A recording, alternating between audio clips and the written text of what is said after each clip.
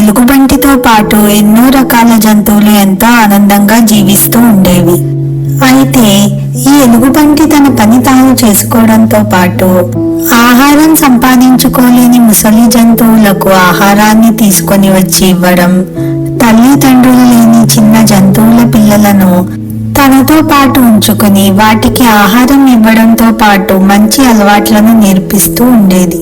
ఒకరోజు ఆ ఎలుగుబంటి చెట్టు కింద పడుకుని ఈ విధంగా ఆలోచిస్తూ ఉంది. నేను ఎన్నో సంవత్సరాల నుండి ఈ అడవిలోని అన్ని జంతువులకు నాకు తోచినంత సహాయం చేస్తూ ఉన్నాను. కానీ నా గురించి ఎవ్వరూ ఎప్పుడూ గొప్పగా చెప్పుకోవడం లేదు. అసలు నా సహాయం నిజంగా అవసరం ఉన్న వాళ్లకు అందుతుందా అని అనుకుంటూ ఉండగా అటువైపు వెళ్తున్న ఒక ముసలి కోతి ఆ ఎలుగుబంటిని చూసి ఆగి ఎలుగుబంటితో, ఎలా ఉన్నావు? నీ సేవా కార్యక్రమాలు ఎలా సాగుతున్నాయి అని అడుగుతుంది. అప్పుడు ఆ ఎలుగుబంటి, నేను బాగానే ఉన్నాను. నేను ఇప్పటి వరకు ఎంతో మందికి సహాయం చేశాను. ఇంతమందికి సహాయం చేసినప్పటికీ ఎవ్వరూ నా గురించి గొప్పగా చెప్పుకోవడం లేదు. నేను ఉండేది చిన్న అడవి ప్రాంతం కావడంతో ఎవరికీ నా గురించి తెలిసి ఉండదు. అదే నేను పెద్ద అడవిలో ఉంటే అందరూ నా గురించి గొప్పగా చెప్పుకునే వాళ్ళేమో అని అంటుంది. అప్పుడు ఆ ముసలి కోతి, నువ్వు చేసే సహాయం నిజంగా కష్టాల్లో ఉన్న వారికి అందడమే ముఖ్యం, అంతేగాని పేరుదేముంది అని చెప్పి ఆ పక్కనే ప్రవహిస్తున్న నదిని చూపించి, ఈ నదిని చూసావా?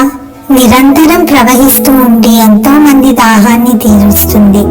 అలాగే ఈ చెట్టు ఈ మండే ఎండను అలసిపోయి ఉన్న మన లాంటి ఎందరికో తన నీడను ఇచ్చి మన అలసటను తీరుస్తుంది.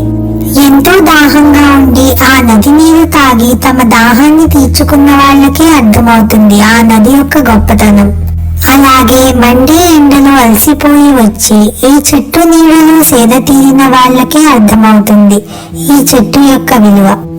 ఇంత గొప్పవైన ఆ నది మరియు ఈ చెట్టు ఎప్పుడైనా తమ గొప్పతనాన్ని చెప్పమని మనల్ని ప్రశ్నించాయా? నువ్వు కూడా అలాగే నీ సేవా కార్యక్రమాలు కొనసాగించు. నీ ద్వారా సహాయం పొందిన వారికి తప్పకుండా నీ గొప్పతనం తెలుస్తుంది అని చెప్పి వెళ్ళిపోతుంది. ఆ ముసలి కోతి మాటలు విన్న ఎలుగుబంటి ఆ కోతి చెప్పిన విధంగానే తన గొప్పతనం అందరికీ తెలియాలి అనే ఆలోచనను పక్కన పెట్టి ఎప్పటిలాగానే అందరికీ సహాయం చేయడం కొనసాగిస్తుంది. కథ చూడటానికి అమ్మ కథ చెప్పు ఛానల్ ని సబ్స్క్రైబ్ చేసుకోండి.